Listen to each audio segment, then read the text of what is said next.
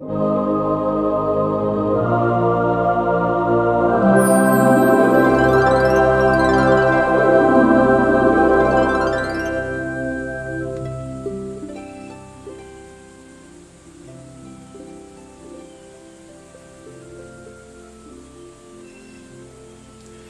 Emery here at Preston Studios.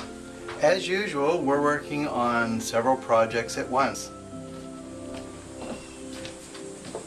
One of the projects we're working on here is continuation of our new lamps that we're producing to be seen at Timothy's in Winter Park, Florida.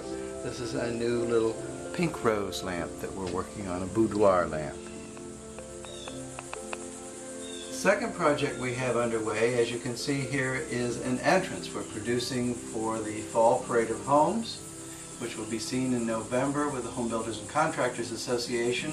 We're working with Christopher Burton Homes and with Clay Stevens at the Inspiration Showroom to produce something that has a new sense of contemporary transitional sentiment to it.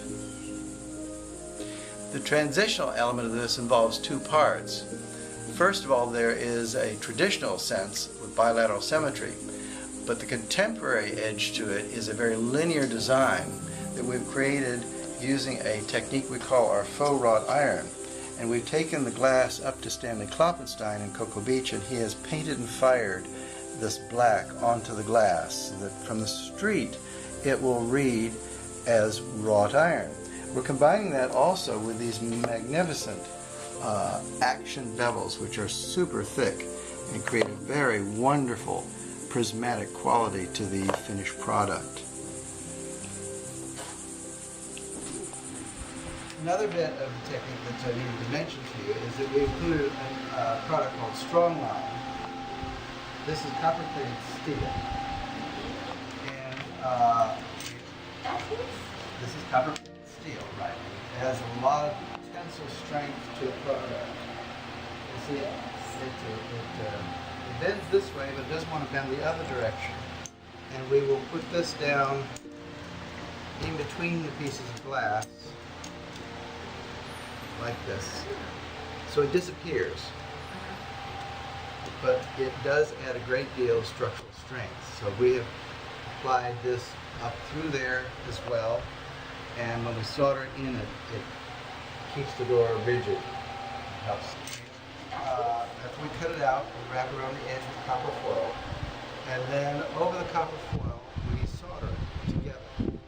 And to solder, you actually have to use a chemical flux, which we apply like this.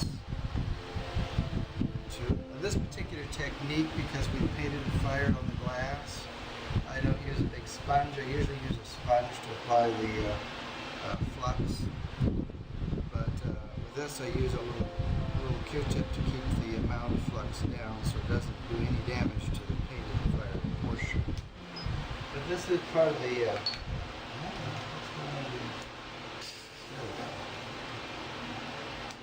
this is how we actually do the soldering.